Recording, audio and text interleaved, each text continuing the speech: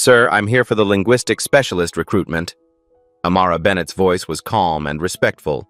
She stood in the fluorescent-lit processing room with 19 other recruits, all in civilian clothes, all standing at attention. General William Hartman stopped in front of her. His eyes scanned her worn sneakers, her faded jacket with the coffee stain. He pulled out his phone, held up a screen filled with Arabic text. "You want to be a translator?"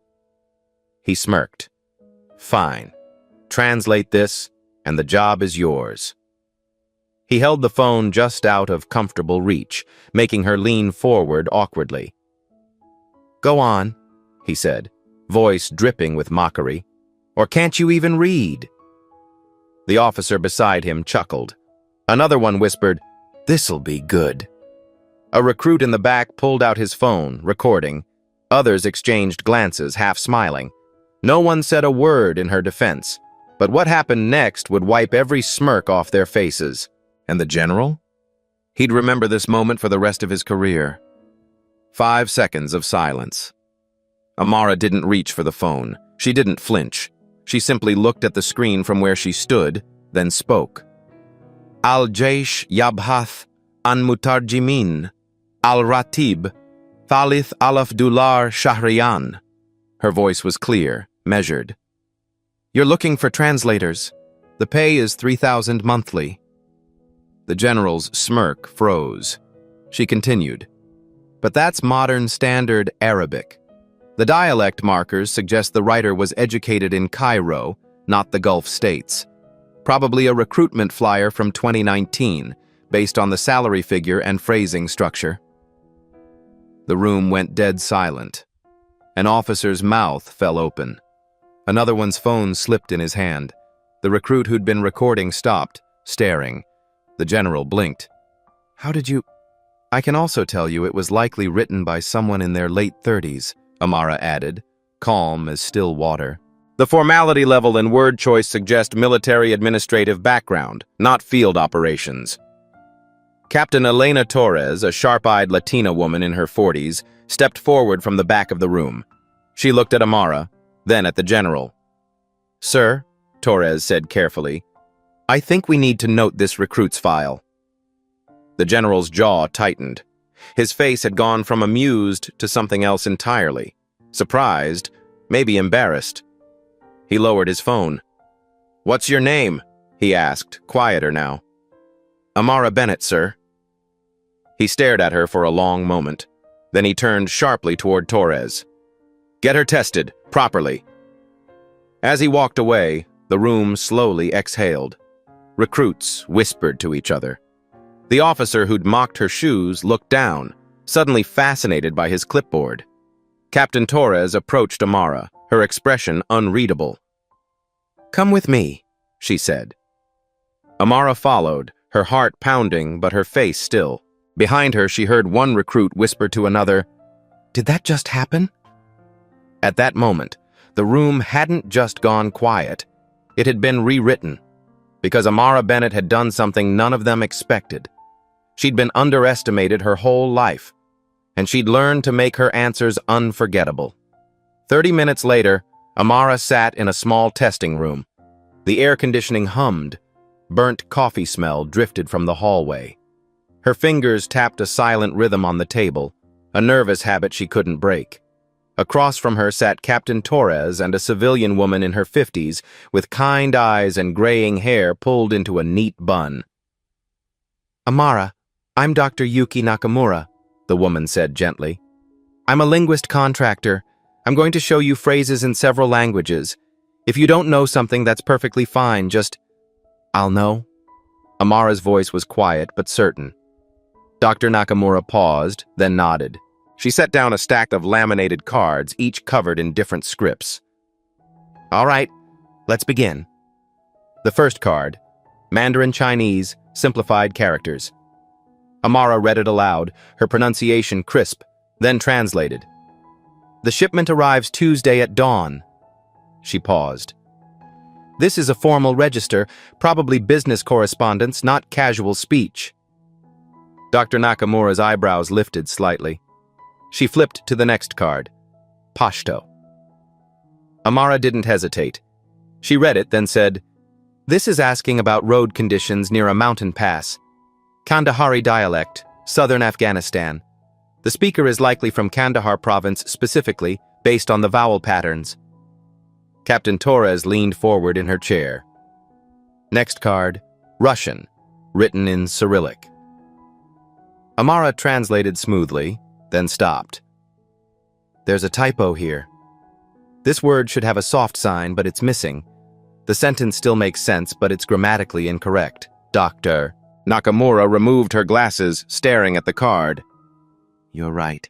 I didn't even catch that." The next cards came faster. Farsi. Amara translated, then distinguished it from Dari. The verb conjugation here is Iranian Farsi, not Afghan Dari. Similar languages, different usage. Swahili. Tanzanian dialect, not Kenyan. You can tell from the way they structure greetings. Korean. She read the Hangul script aloud, translated, then added, "This uses formal honorifics. The speaker is addressing someone of higher social status." After the sixth card, Captain Torres set down her pen. "How is this possible? Where did you study?" Amara looked down at her hands. "I didn't. I listened." The room felt smaller suddenly. "I grew up in Chicago group homes," she said quietly. "Shared rooms with kids from everywhere. Bosnia, Somalia, Guatemala, Vietnam. The walls were thin. I couldn't sleep most nights, so I just listened." Her voice softened. "I learned their lullabies, their arguments, their prayers. I can still hear Mrs. Okoye singing Igbo to her daughter through the wall at 2 in the morning. That was my first real language lesson." Dr. Nakamura sat back in her chair. She was quiet for a moment, then spoke carefully. "Captain, I've worked in field linguistics for 20 years. I've tested hundreds of candidates." She gestured toward Amara. "I have never seen auditory retention like this. She's not just translating words. She's hearing context, dialect, intent. That's not something you can teach." Captain Torres wrote something in her notepad, then looked up. "Amara, wait here." She stood and walked out.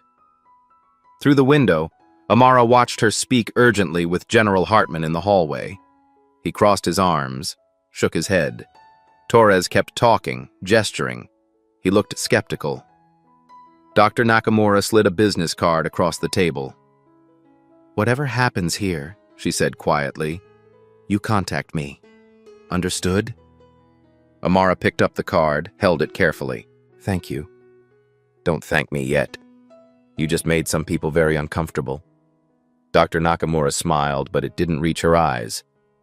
And uncomfortable people don't always react well. Through the window, the general was still shaking his head. Torres pointed at something on her tablet. He frowned and looked toward the testing room, looked right at Amara. His expression didn't change.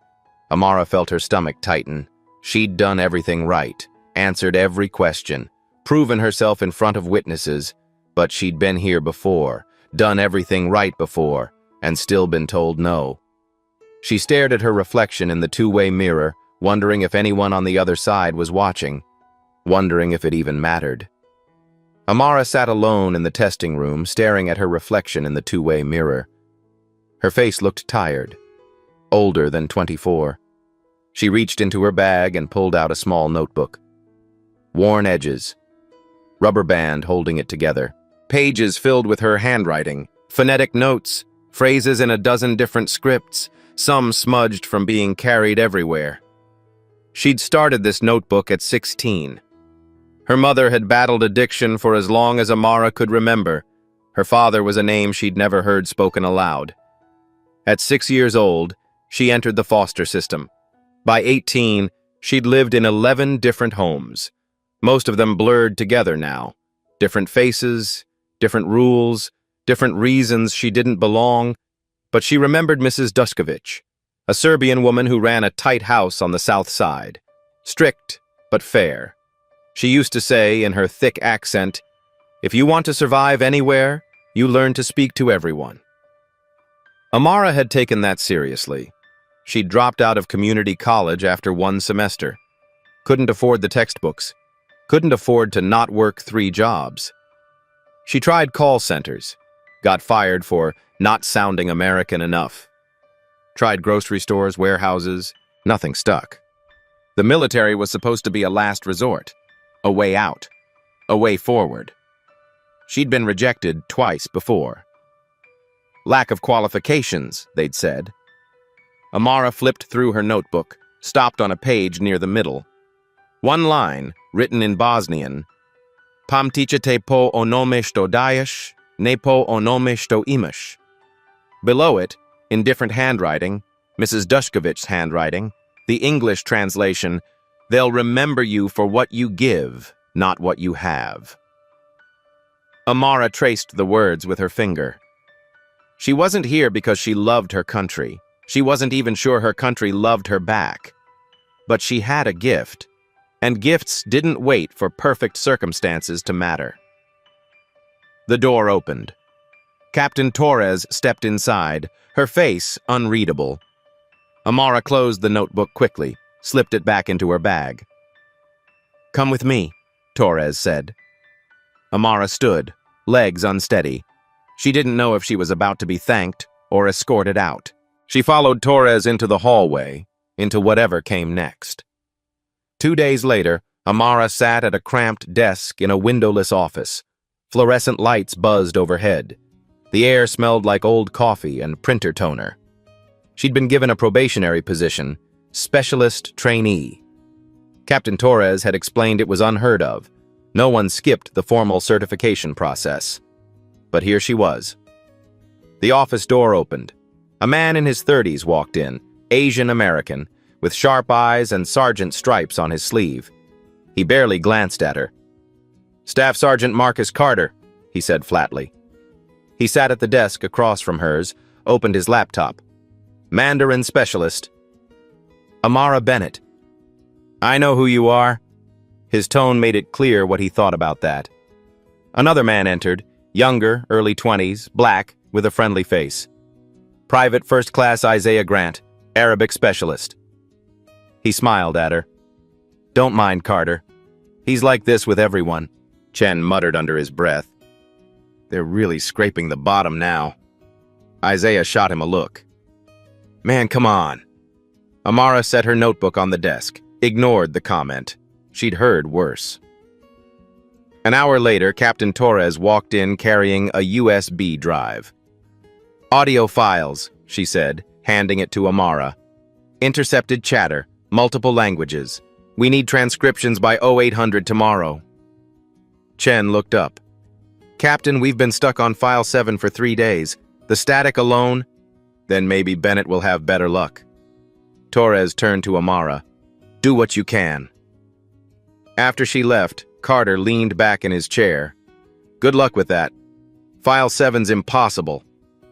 Amara plugged in the USB drive. Midnight. The office was nearly empty, just the hum of computers and the distant sound of boots in the hallway. Amara sat with headphones on, eyes closed. File 7 played on loop, overlapping voices, heavy static, crosstalk between 3 speakers. She rewound, listened again, rewound, again. Her pen moved across the page, fast and messy. Notes, phonetic spellings, question marks. Then she stopped, rewound to a specific 3-second segment, played it 5 times. Her eyes opened. She started typing. Morning light filtered through the high windows. Carter walked in with a thermos of coffee, rubbing his eyes. He stopped. Amara was asleep at her desk, head resting on her folded arms.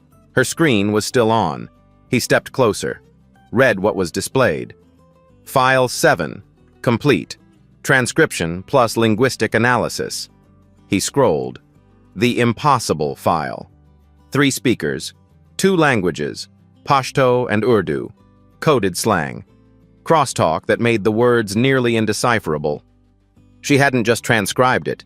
She'd identified the speakers' regional origins, estimated their ages, flagged a reference to a supply route, actionable intelligence. Chen stared at the screen, set down his coffee, gently shook her shoulder. "Hey, Bennett. Wake up." Amara lifted her head, groggy, blinked at him. "What time is it?" 06:30. He gestured at the screen. "How did you do this?" She rubbed her eyes. They were talking over each other, but one of them had a stutter. I isolated his cadence first, filtered out his voice pattern, then backfilled the other two. Isaiah walked in, saw them both staring at the screen. He leaned over Carter's shoulder to read. "No way." He looked at Amara. "Torres is going to lose her mind." Chen was quiet for a long moment. Then he said, quieter than before, "You heard a stutter? Through that static?" Amara nodded. He just shook his head, picked up his coffee, and walked back to his desk. 30 minutes later, Captain Torres sat in her office, reading the file on her tablet. She picked up her phone. "Sir," she said, "we need to talk about Bennett." The conference room smelled like burnt coffee and floor polish. A long table stretched down the center. General Hartman sat at the head. Around him, a dozen officers in crisp uniforms. Amara sat in the back corner, the only person not in rank, the only one who didn't belong. A projector displayed her file on the screen. Name, age, education, incomplete. Certifications, none. D-Lab score, not applicable. Colonel Briggs stood at the front. White, 50s, gray hair cut military sharp. He clicked through slides with the kind of confidence that came from 30 years of never being questioned. "No degree," he said, voice clipped. "No certifications, no language aptitude test score." He turned to the general. "Sir, with all due respect, this sets a dangerous precedent. We have protocols for a reason." Major Kim, a Korean-American woman in her 40s, spoke up from across the table. "She passed our internal assessment, scored higher than 3 of our contract linguists." Briggs waved a hand dismissively. "Assessments can be gamed. What happens when she's in the field and chokes? We're betting soldiers' lives on a hobbyist." A few officers shifted uncomfortably. No one disagreed out loud. General Hartman leaned back in his chair, arms folded. His eyes flicked to Amara. "Bennett, you have something to say?" Every head turned. Amara felt her hands grip the edge of her chair. She kept her voice steady. "I don't do game tests, sir. I don't have that luxury. Every word I learn because I might need it to survive. That's not a hobby. That's a skill set." Briggs scoffed. "Survive? This isn't the streets, Bennett. This is military intelligence. Lives depend on precision, on credentials, on—" "Colonel!" General Hartman's voice cut through the room like a blade. "Enough!" Silence. Hartman's eyes were hard. "I've spent 30 years in this uniform. I've watched people with perfect resumes crumble under pressure. I've watched people with nothing prove everyone wrong." He paused. "Bennett stays. Next item." Briggs's jaw tightened. He gathered his papers, sat down stiffly. Major Kim caught Amara's eye across the room, gave her the smallest nod. When the meeting ended, officers filed out in silence. Amara stayed seated, unsure if she was dismissed. Captain Torres appeared beside her. "Walk with me," she said quietly. They stepped into the hallway. Fluorescent lights stretched down the empty corridor. Their footsteps echoed. "You made an enemy today," Torres said, not unkindly. "I've had worse." Torres stopped, turned to face her. "Briggs has pulled. He's got friends in procurement, in oversight, in places that matter. He doesn't forget." She paused. "Watch your back." Amara nodded. Torres reached into her jacket, pulled out a laminated badge. "Hold it out." Amara took it, stared. Her photo, her name, and below it, linguistic specialist, probationary. "You're official now," Torres said. "Don't make me regret this." Amara looked at the badge. 2 ounces of plastic, but it was the first time in her life anyone had bet on her and signed their name to it. "I won't, ma'am." Torres studied her for a moment, then nodded. "Good. Report to the operations center at 0600 tomorrow. We've got real work." She walked away, boots clicking down the hall. Amara stood there alone, holding the badge. Through the glass window of the conference room, she could see Colonel Briggs talking to another officer. He glanced her way. His expression was cold. She slipped the badge into her pocket and walked in the opposite direction. 3 weeks later, Amara stepped into the Secure Operations Center for the first time. Rows of monitors glowed in the dim room. Operators sat at terminals, headsets on, voices low and urgent. Captain Torres waved her over. "We need you, now." On the main screen, live drone feed. A compound somewhere overseas, grainy and gray. A tactical team, call sign Viper 6, was on standby. "They intercepted radio chatter 20 minutes ago," Torres said, handing Amara a headset. "Can't decipher it. Lives depend on this." General Hartman stood near the back of the room, arms crossed, watching. Colonel Briggs was there too. He leaned against the wall, arms folded, skeptical. A voice crackled over the speaker, a contract linguist, calling in remotely. "It's a dialect I don't recognize. Could be Balochi, maybe a Pamir language, but I can't—" "It's Waki," Amara said. The room went quiet. Briggs straightened. "How can you possibly know that?"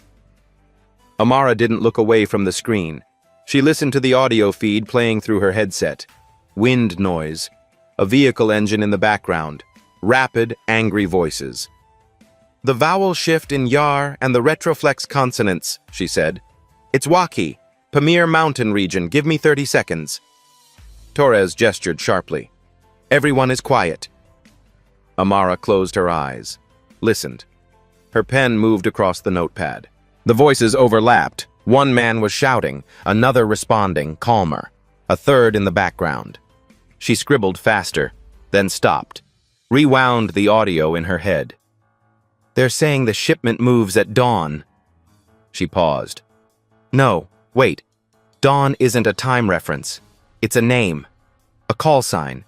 They're talking about a person, not a schedule." Captain Torres grabbed the radio. "Viper 6, confirm. Target is mobile. Repeat. The target is mobile, not stationary." The field commander's voice crackled back. "Copy. Adjusting intercept route." On the screen, the drone feed shifted. The team moved away from the compound, repositioning toward a narrow mountain road. 10 minutes later, a convoy of 3 vehicles appeared on screen. The team intercepted.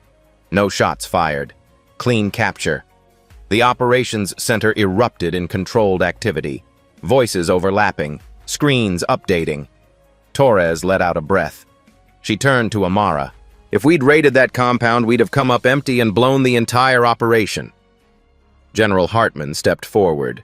His face was unreadable. He looked at Amara for a long moment. "Bennett," he said quietly. "Good work." He extended his hand. Amara shook it. Firm. Brief. Across the room, Colonel Briggs said nothing. He stared at the screen, jaw tight. Then he turned and left. One of the operators, a young guy with a buzz cut, looked over his shoulder at Amara. "Nice call, specialist." Another nodded. "Seriously. That was clutch." Amara sat down, legs suddenly weak. Her notebook was still in her hand. A drop of sweat had fallen on the page, smudging the ink. Captain Torres leaned against the desk beside her. "You just saved 17 soldiers from walking into nothing. You know that, right?" Amara nodded, but didn't trust herself to speak. Torres patted her shoulder once, then walked back to her station. At that moment, Amara Bennett wasn't a dropout, wasn't a probationary hire. She was the reason 17 people were coming home safe tonight. She looked down at her notebook, at the smudged ink, in the words she'd written in 3 different scripts. She'd been right. And for once, being right had been enough. The next morning, Amara received a message. Report to General Hartman's office at 0900. Her stomach dropped. She'd been summoned to offices before. It never ended well. At 9 sharp, she knocked on the door. Solid wood, a nameplate in brass. Enter. The office was smaller than she'd expected. Walls lined with commendations, photos of units in desert fatigues. Morning light filtered through blinds. General Hartman sat behind his desk. He gestured to the chair across from him. Sit, please. Amara sat on the edge of the seat, back straight. He poured 2 cups of coffee from a carafe, slid one across the desk. You drink coffee? Yes, sir. Good. It's terrible, but it's hot. He took a sip, set the cup down. I owe you an apology. Amara blinked. Sir? That first day. The phone. The Arabic text. He met her eyes. I was testing you, but I was also dismissing you. That was wrong. She didn't know what to say. Hartman leaned back in his chair.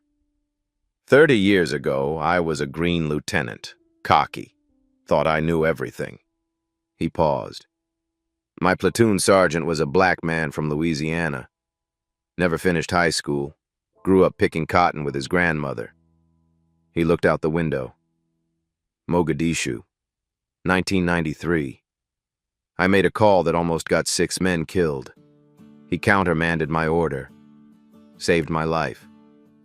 Saved all of us. His voice was quiet. Not because of his training. Because he understood people.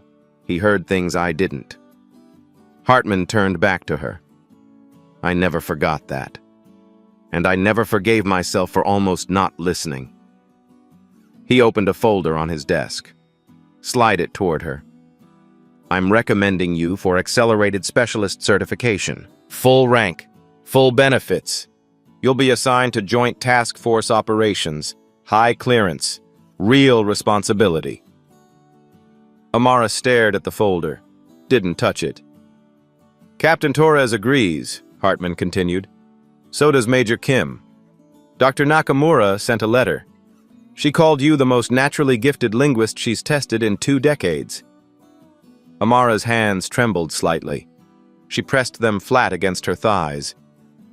Why me? Her voice was barely above a whisper. Because you earned it. Hartman's tone was firm. And because we can't afford to waste people like you. He reached into his desk drawer, pulled out something small, set it on the desk between them. A challenge coin. Military tradition. Given to honor exceptional service. On one side, the unit insignia. On the other, her name, engraved. And a date, the night of the field operation. You're one of us now, he said. Amara picked up the coin. It was heavier than she expected. Solid. Real. Her throat tightened. She blinked hard, willing herself not to cry in front of a 3-star general. Thank you, sir. Hartman stood. She stood with him. Don't thank me yet, he said. The work gets harder from here, and Briggs isn't going anywhere. I understand, sir. He walked her to the door, opened it. Bennett? She turned. That sergeant I told you about? His name was William Harris. He's the reason I'm still here. Hartman paused. Don't let anyone make you small. You hear me? Yes, sir. Amara walked out, the coin tight in her fist. That evening, Amara sat alone in the mess hall. Her tray held food she wasn't really tasting. She kept turning the challenge coin over in her fingers. The engraving caught the light. Footsteps approached. Mind if I sit? Isaiah Grant stood there with his tray, smiling. Amara gestured to the seat across from her. Go ahead. He sat down, glanced at the coin in her hand. His eyes widened. Whoa, Hartman gave you that? She nodded. Do you know what this means? Isaiah grinned. You're officially a unicorn. Probationary to challenge coins in 6 weeks? That's unheard of. Amara smiled. The first real smile in days. Feels like I'm dreaming. Nah, dreams don't come with Colonel Briggs glaring at you across the office. They both laughed. It felt good, easy. Isaiah leaned back. I grew up in Detroit. My dad was in the Army, 20 years, but he didn't want me to enlist. He poked at his food. Said I was too smart for this, that I should go to college, get a real job. Why'd you join anyway? Because I wanted to prove I could serve and use my brain. People act like it's one or the other. He shrugged. Like you can't be smart and still want to be part of something bigger. I get that, Amara said quietly. Another set of footsteps. Marcus Carter set his tray down at their table. Isaiah looked surprised. So did Amara. Chen sat without asking. He looked directly at her. Bennett, I was wrong about you. I was wrong. She waited. That walkie translation? I've been doing this for 8 years. I wouldn't have caught that. Not in 1,000 tries. He extended his hand across the table. Fresh start? Amara shook it. Fresh start. The three of them ate in comfortable silence for a moment. Around them, the mess hall buzzed with low conversation. Someone laughed across the room. Trays clattered. It was loud and chaotic and normal. For the first time since she'd arrived, Amara didn't feel like an outsider. Isaiah noticed her notebook sitting on the table. What's that? She flipped it open, showed him a page covered in phonetic notes, a phrase in Tagalog. Isaiah squinted, tried to read it aloud. Ang taong walang... I can't even pronounce this. Amara smiled. It's a Filipino proverb. Ang taong walang kibo, nasa loob ang kulo. It means, a person who's silent has a storm inside. Chen looked at her. That's you. Amara shook her head. Used to be. For years, she'd been silent because she thought no one was listening.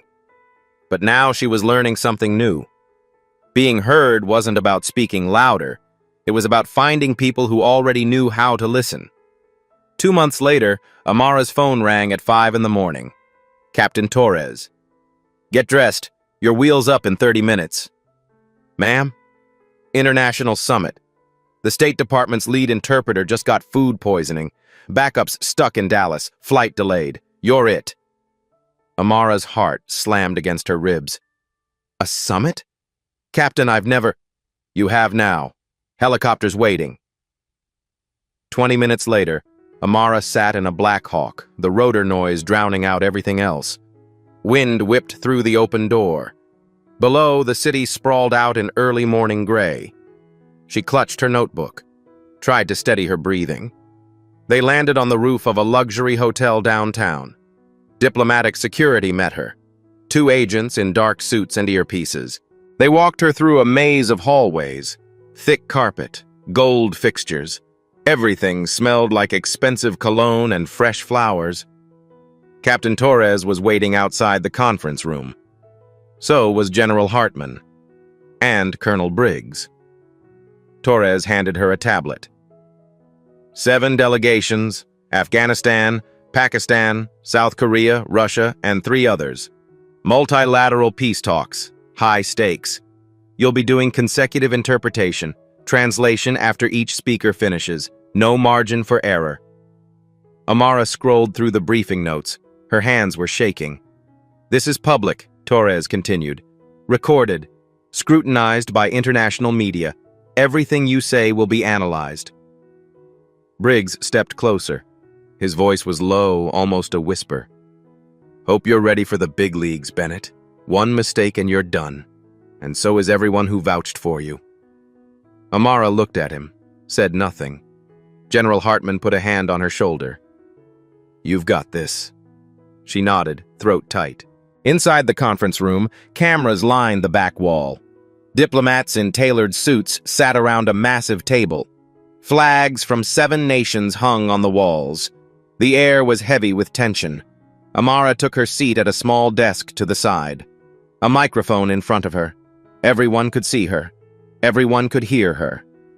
The moderator, a U.S. diplomat in his 60s, opened the session. "We'll begin with the Afghan delegation." An elderly man stood. Gray beard, deep-set eyes. He spoke in Pashto, his voice cracking with emotion. Amara closed her eyes, listened. He was talking about civilian casualties, about children, about villages destroyed. When he finished, the room turned to her. Amara opened her eyes, spoke into the microphone. She didn't just translate his words, she carried his grief. The way his voice had broken, the pauses where he'd struggled to continue. The room went still. The Afghan delegate looked at her, nodded once, slowly. Next, the Russian envoy. Middle-aged, sharp suit, sharper eyes. He spoke rapidly in Russian, interrupting the Afghan delegate's point. His tone was aggressive. Amara translated. Matched his urgency but softened the hostility just slightly.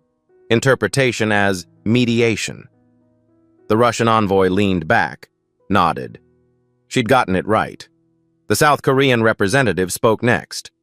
Technical jargon, economic terms, statistics delivered rapid fire. Amara kept pace. Halfway through, the delegate misstated a figure, said 15 million instead of 50 million. Amara paused, leaned toward him, whispered in Korean. He blinked, corrected himself. 50 million. My apologies. He nodded to her. Thank you. The session continued. Amara translated for an hour straight. Her voice stayed steady, but her shirt was damp with sweat. Then the Pakistani delegate began speaking in Urdu. Mid-sentence, he switched to Punjabi. The other interpreters, feeding translations to the press via earpieces, froze. Confusion rippled through the room. Amara didn't miss a beat. She switched with him. Translated both. General Hartman stood near the back, arms folded. He leaned toward Torres. She's not just interpreting. She's holding the room together. Then it happened. The Russian envoy interrupted the Afghan delegate. Both men started speaking at once, voices rising, angry, talking over each other. The moderator raised his hand. "Gentlemen, please." They didn't stop. Amara stood. The room went silent. She looked at both men. Spoke first in Pashto, then in Russian. Her voice was calm but carried authority. "Gentlemen, you both want peace. I've listened to you for an hour. You agree on more than you realize. Let me show you." She recapped their arguments, not word for word. She pulled out the threads, the points of agreement buried under rhetoric and pride. In Pashto, then Russian, then English for the rest of the room.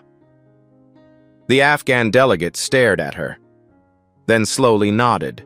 The Russian envoy leaned back in his chair, reassessing. The South Korean representative spoke in English, voice filled with surprise. "Who is this interpreter?" The moderator cleared his throat. "Specialist Amara Bennett, U.S. Military Linguistics." The session continued. Productive now. The tension had broken. 2 hours later, the summit concluded with a tentative agreement to reconvene in 30 days. As delegates filed out, several approached Amara. The Afghan delegate spoke to her in Pashto. "You honored my words. Thank you." The Russian envoy, in accented English.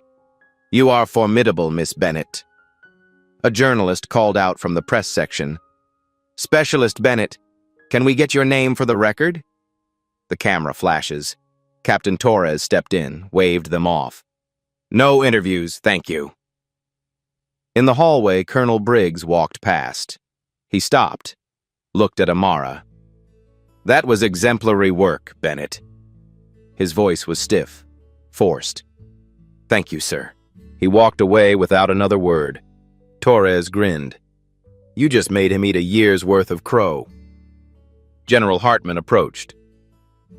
"You commanded that room. You know that?" Amara exhaled slowly. I just did what was needed, sir. No. His voice was firm. You did what no one else could. On the helicopter ride back, Amara stared out at the city below. The sun was setting now, painting everything gold. She thought about that testing room 2 months ago, the skeptical looks, the whispers. She thought about Colonel Briggs holding up his phone, mocking her. And she thought about how she'd just stood in front of 7 nations and made them listen. In that room, she hadn't just translated languages. She'd translated hope. And everyone who doubted her had to swallow their words in 7 different languages. 1 week later, the base auditorium was packed. Rows of soldiers in dress uniforms, civilian staff in the back, a small press contingent, 3 reporters with cameras and notepads. Amara stood backstage, hands clasped behind her back. Her dress uniform was crisp, newly issued. She'd never worn it before. The fabric felt stiff, foreign. The metal bar above her pocket caught the light. Captain Torres appeared beside her. Are you nervous? Terrified. Torres smiled. Good. Means you care. She adjusted Amara's collar, smoothed a wrinkle. You earned this. Don't forget that. Through the curtain, Amara could hear the low hum of conversation. Chair scraping. Someone is coughing. Her stomach twisted. The auditorium lights dimmed. A voice over the loudspeaker. Ladies and gentlemen, please rise for the presentation of colors. The crowd stood. The national anthem played. Amara's heart pounded in her chest like a drum beat. When the music ended, the same voice called, Specialist Amara Bennett, front and center. Amara walked onto the stage. The lights were blinding. She couldn't see faces, just shapes in the audience, hundreds of them. She forced herself to breathe. In, out, in. At the center of the stage stood General Hartman, Captain Torres, Major Kim, and a row of senior officers she didn't recognize, all in dress blues, all watching her. General Hartman stepped to the podium. The room went absolutely quiet. Today, he began, his voice carrying across the auditorium, we recognize not just skill, but character. A screen behind him lit up. Amara's official photo, her name in bold white letters beneath it. She barely recognized herself in the picture, stiff, unsmiling, formal. Specialist Amara Bennett came to us with no credentials, no formal training, no connections. He paused, let the words sit. What she had was a gift, and the courage to offer it when we needed it most. He clicked a remote. The screen changed. Statistics, charts, a map with 17 pins marking locations. In the past 3 months, Specialist Bennett has contributed to 17 successful operations across 4 theaters. Her linguistic analysis has been cited in 4 classified intelligence reports. Her field translations have directly resulted in the safety of over 50 personnel. The audience murmured, shifting in seats, whispers. Hartman continued. 2 weeks ago, she represented the United States at an international summit. She was given 0 notice, 0 preparation time. She interpreted for 7 delegations in 4 languages simultaneously. And according to the State Department, he looked down at his notes. She may have single-handedly prevented a diplomatic breakdown. Someone in the back started clapping. Others joined, scattered applause building.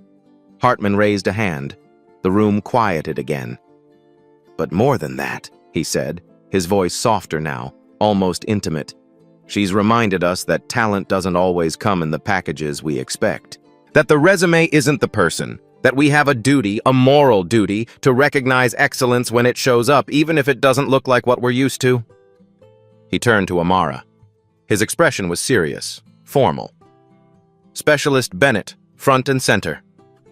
Amara stepped forward. Her legs felt like they might give out. Her hands trembled at her sides. Hartman held up a small blue velvet box, opened it with a soft click. Inside, a medal. bronze star suspended from red, white, and blue ribbon. It gleamed under the stage lights. "The Defense Meritorious Service Medal," he announced, loud enough for every person in the room to hear. "This is rarely awarded to someone of your rank and tenure, but rarely has someone earned it so decisively, so quickly, and with such impact." He stepped closer, lifted the medal from the box. Amara stood perfectly still as he pinned it to her uniform, just above her heart. His hands were steady, practiced. He'd done this 100 times before. But when he finished, he leaned in close, whispered just loud enough for the front row to hear. "You've earned this, and everything that comes next. Don't let anyone tell you differently." He stepped back, snapped a crisp salute. Amara returned it, throat so tight she could barely breathe. The room erupted. Applause, loud, sustained, genuine. People stood, row after row rising to their feet. Some were clapping, some were smiling. A few wiped their eyes. Amara blinked hard, refused to cry on stage. Hartman gestured to the microphone. "Specialist Bennett has prepared a few words." Amara stepped to the podium. The microphone was too high. She adjusted it down, hands shaking so badly she almost knocked it over. She looked out at the sea of faces, hundreds of eyes on her, waiting. She took a breath. "I don't have an inspiring story about always knowing my path," she began. Her voice sounded small, thin in the vast space. "I spent most of my life being told I didn't belong anywhere. I believed it for a long time." She paused, reached into her pocket, pulled out her old notebook, the one with the rubber band, the smudged pages, the worn cover, held it up so everyone could see. "This is everything I know, every word, every phrase, every mistake I made while learning."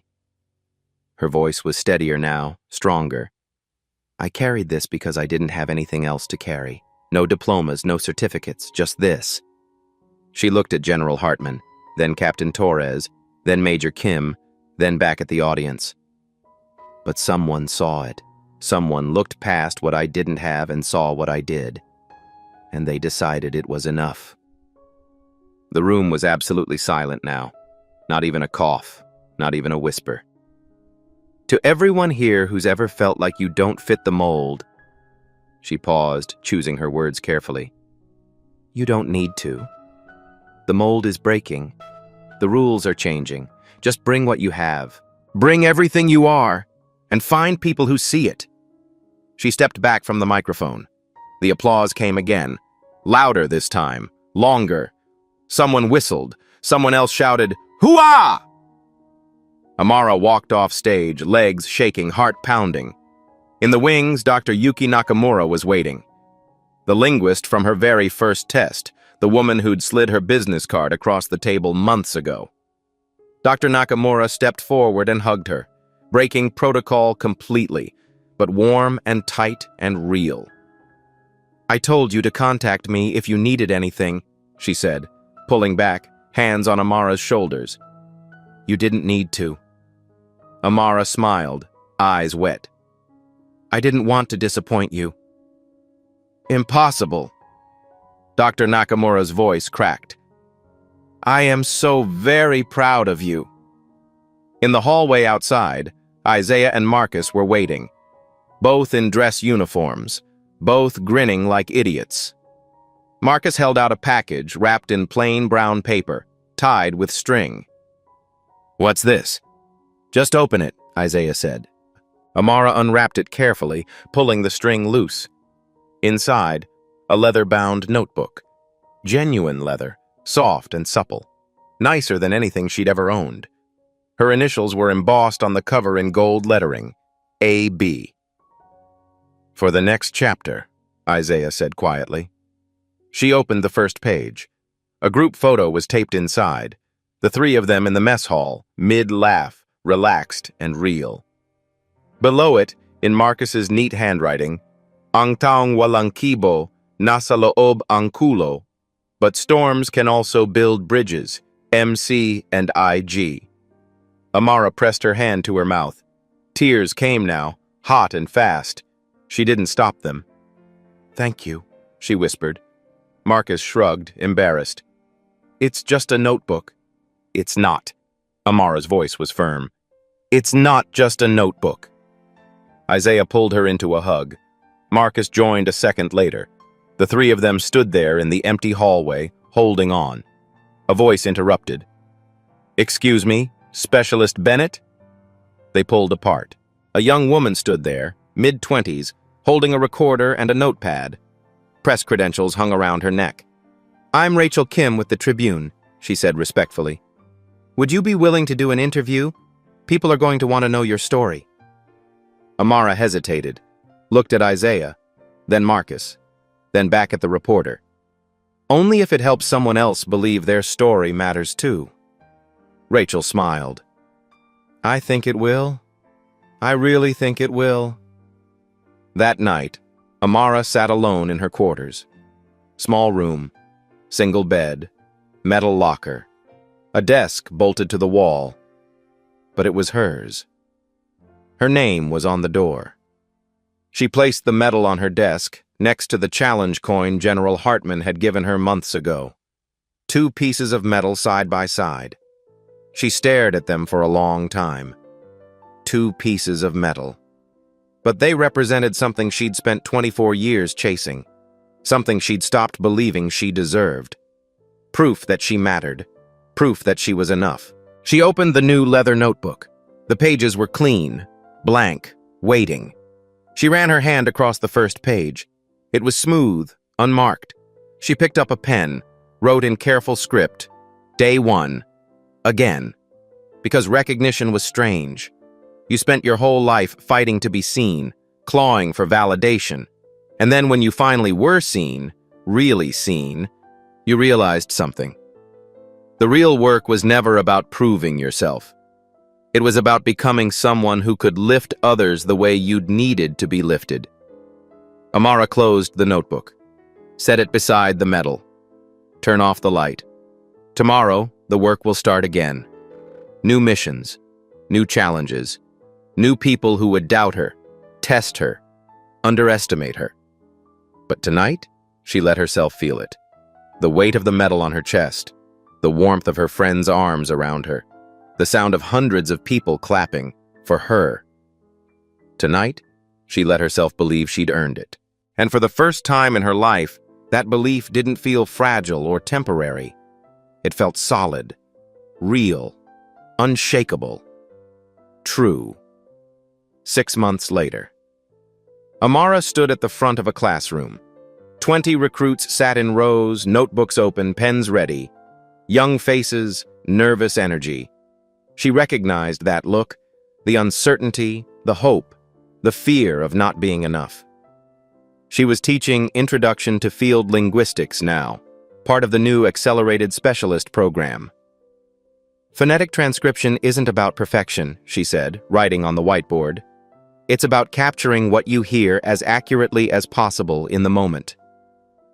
A young woman in the second row, black, early 20s, raised her hand tentatively. "Yes?" "Ma'am, what if we miss something important?" Amara set down the marker.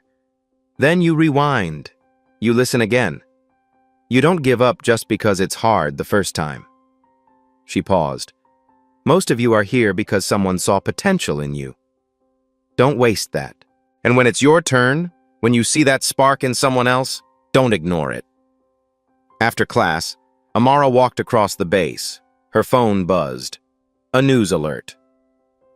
DoD expands linguistic specialist recruitment. Credentials no longer mandatory. She stopped. Read it again.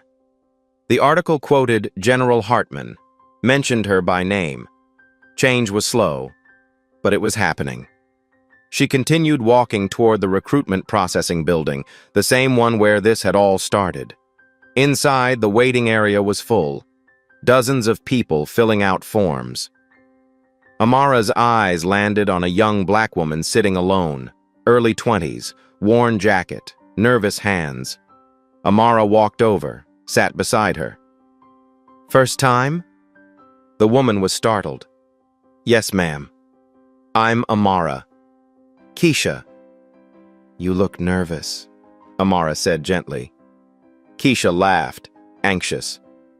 "I'm scared they'll think I'm not qualified. I didn't finish college, no certifications." "What can you do?" Keisha hesitated. "I speak 4 languages, self-taught: Spanish, Haitian Creole, Mandarin, and Arabic." She paused. "It sounds stupid." "It's not stupid." Amara pulled out a business card, handed it to her. "If anyone gives you a hard time, you call me." Keisha stared at the card. You're Specialist Bennett, from the article." "Just Bennett. And you're going to be fine." "How do you know?" "Because you're already ahead. You just don't realize it yet." A voice called from the doorway. "Keisha Thompson?" Keisha stood, gripping the card, looked at Amara. "Thank you. Show them what you've got." Keisha walked toward the door, shoulders straighter. Amara watched her go, walked outside into the cold air. She thought about that day 6 months ago. The humiliation. The phone held out of reach. The laughter. She thought about every foster home that hadn't wanted her, every job that fired her, every person who decided she wasn't enough before she opened her mouth. And she thought about General Hartman's apology. Captain Torres believes in her. Isaiah and Marcus becoming family. But most of all, she thought about Keisha. And all the others waiting in rooms like that one, wondering if anyone would see them. Talent wasn't rare. It never had been. It was just unrecognized, overlooked, dismissed. And recognition didn't start with policy changes. It started with one person saying, "I see you. What you have matters." Here's what matters now. Tomorrow, look around. At work, on the train, in line at the store. Notice the person no one's noticing. Ask them their story. You might be standing next to someone who changes everything, and they're waiting for someone to ask. If this story moved you, share it. Comment with someone you know who's been underestimated. Organizations are creating scholarship programs right now for people with unconventional skills. If you have a gift the world hasn't recognized, there are people ready to invest in you. Your story isn't over. Your gift isn't waiting for credentials. It's waiting for someone brave enough to see it.